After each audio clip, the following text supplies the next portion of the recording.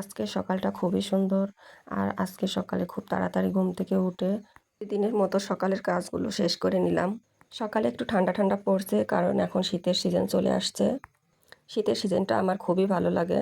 Hello everyone, আসসালামু আলাইকুম। কেমন আছেন সবাই? আশা করি ভালো আছেন। আমিও ভালো আছি। আজকে সকালে তাড়াতাড়ি ঘুম থেকে উঠে সকালের কাজগুলো শেষ করে চলে আসলাম অনেকগুলো কাপড় চোপড় নিয়ে। এগুলো পরিবারের সকলের কাপড় চোপড়।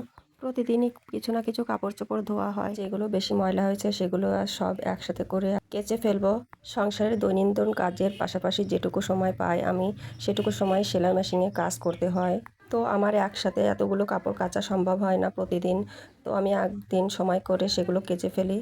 এখানে আমার কাপড়গুলো সব হুইল পাউডার মাখানো শেষ হয়ে গেছে। এখানে এবার মোটর আর ট্যাপ একসাথে চালিয়ে দিয়েছি, যাতে বেশি করে পানি বের হয় আর আমার কাপড়গুলো তাড়াতাড়ি ধোয়া হয়ে যায় এবং পরিষ্কার করে চিপড়িয়ে নিব। গ্রামের সবাই সব কাপড় চোপড় পুকুরে কাচে, তো আমি পুকুরে যেতে একদম ভয় লাগে আমার। শহরে বাবার বাড়ি তো সবসময় কলে গোসল করা হতো। 16 বছর গ্রামে বিয়ে হয়েছে আমার, তো কোনোদিন আমি পুকুরে কাপড় কাচা তো দূরে থাকুক, গোসল করতেও নামিনি। ছোটবেলায় টাইটানিক মুভি দেখেছিলাম, আর সেই থেকে আমার পুকুরে পানিতে নামতে খুব ভয় লাগে। বাড়িতে পানির যতই কাজ থাকুক না কেন আমি সবকিছু টিউবওয়েলে অথবা ট্যাপে পানিতে করে থাকি। আমার কাপড় সবগুলো কাচা ধোয়া সব কমপ্লিট করা হয়ে গেছে। আমি নিয়ে চলে আসছি ছাদের উপর। একে একে সব কাপড়গুলো ঝেড়ে ঝেড়ে আমি দড়ির উপর নেড়ে দিচ্ছিলাম। তো ছাদের উপর 2টা দড়ি মাত্র, তো ওগুলো সব কাপড় চোপড় দড়ির উপর ধরবে না, তো আমি একে একে নিচের ডালপালার উপরেও নেড়ে দিচ্ছিলাম। কাপড় চোপড় কেচে নেড়ে দিতে আমার 12টা বেজে গেছিলো, আর সব তাড়াতাড়ি চলে আসলাম রান্নাঘরে। তো বেরেল থেকে চাল বের করে নিলাম। আজকে আমাদের যে পরিমাণ চাল লাগবে, তো আমি বেরেল থেকে গ্লাসে করে মেপে মেপে নিচ্ছিলাম। তো হাঁড়িতে চাল মেপে নেওয়া শেষ হয়ে গেছে। চালগুলো ধুয়ে আমি ভাত বসিয়ে দিব। আজকে রান্না করব কুমড়ার বড়ি দিয়ে, মিষ্টি কুমড়া আর তেলাপিয়া মাছ, সাথে দিব কয়েকটা আলু। আমার ছোট মেয়ে আলিশা সবসময় আলু খেতে পছন্দ করে, তো সব তরকারিতে আমার আলু দেওয়া হয়। আরও রান্না করব গাছ থেকে তুলে আনা টাটকা টাটকা কুমড়া শাক। ভাত বসিয়ে দিয়ে আমি তাড়াতাড়ি শাকগুলো কুটে নিয়েছি। আমি কিছু কিছু রান্না শহরের মতো করে রান্না করি, আবার কিছু কিছু রান্না গ্রামের মতো করে রান্না করি। কারণ কিছু রান্না আমার গ্রামের মতো করে রান্না করলে ভালো লাগে, আবার কিছু রান্না শহরের মতো করে রান্না করলে ভালো লাগে। তবে শাক আর মিষ্টি কুমড়া আমি গ্রামের মতো করে রান্না করব।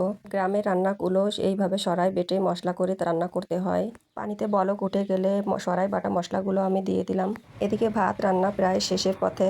আমার তো এখনও সবজি কাটা শেষ হয়নি।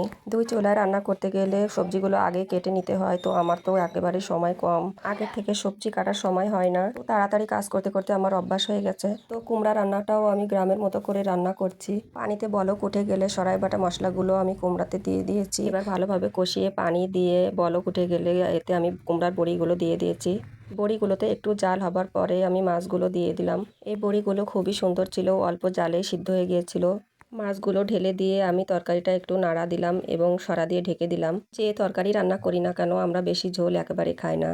তরকারিতে বেশি ঝোল খাওয়া বাড়ির লোকেরা একেবারেই পছন্দ করে না। রান্না করতে করতে আমার রান্নাঘরের অনেক কাজগুলো গুছিয়ে নেওয়া হয়, কারণ বাড়ির সব কাজই আমায় একা একা করতে হয়। আমার বড় মেয়ে আনিকা বাসায় থাকলে ও সব কাজে আমার সাহায্য করে, তো ওর স্কুল খোলা, ও স্কুলে চলে গেছে। তো রান্নাঘরে সব কিছুর ব্যবস্থা করা আছে। রান্নাঘরে আমার কাজ গোছাতে একেবারেই অসুবিধা হয় না।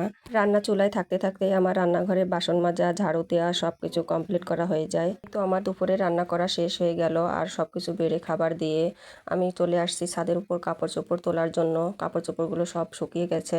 শুকনা কাপড়গুলো একে একে তুলে নিলাম এবং এগুলোকে গামলা ভরে নিচে নিয়ে যাব। অনেকগুলো কাপড় কেচেছি, তো এগুলো 3 ঘরের আলনায় ভাঁজ করে রাখতে আমার অনেক সময় লাগবে। দেখেন খাট ভর্তি কাপড় চোপড়, এগুলো সবই আমি আস্তে আস্তে ভাঁজ করে সব 3 ঘরের আলনায় রেখে দিয়েছি। সারাদিনই আমায় এমনিভাবে কাজের মধ্যে দিয়ে কাটাতে হয়। যতই কাজ করি না কেন আমার ঘর বাড়ি সবসময় আমি এমন পরিষ্কার করে রাখি। আজকে এ পর্যন্তই, পরে কোনো মুহূর্ত নিয়ে দেখা হবে। আল্লাহ হাফেজ।